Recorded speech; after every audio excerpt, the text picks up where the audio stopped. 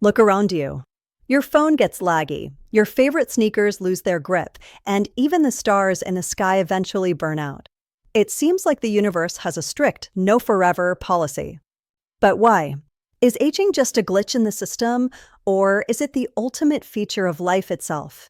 Today, we're cracking the code on why everything, including you, eventually gets old. It starts at the source, your DNA. Think of your DNA as the ultimate instruction manual for Project You.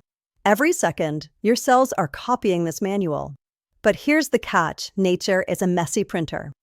Between UV rays, pollution, and even the oxygen we breathe, your DNA takes about 100,000 hits or damages every single day. Most are fixed, but over decades, those tiny typos in the manual add up until the instructions become unreadable. This is genomic instability, and it's the first big reason we age. Behind every question lies discovery. I'm Saluna, and this is SciCurious, where we uncover the science shaping our world. There are the telomeres. Think of these as the plastic tips on your shoelaces.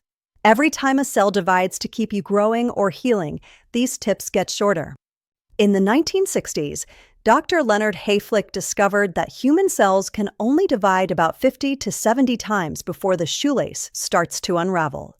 Once the telomere is gone, the cell stops dividing entirely. It enters a zombie state called senescence.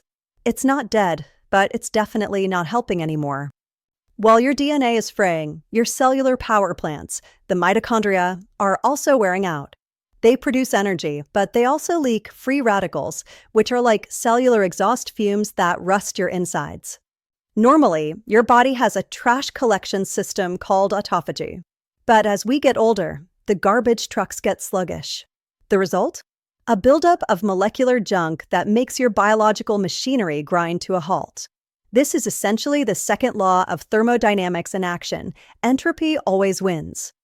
Aging is the price we pay for being complex, living machines in a chaotic universe. While science is looking for ways to slow the clock, for now, it's what makes every moment valuable. So, here's a thought for the comments. If science could pause your aging at any specific age forever, what age would you choose and why? Let us know below, and don't forget to stay curious. There's always more to discover. I'm Selu, and this has been SciCurious. Stay curious, and I'll see you in the next wonder.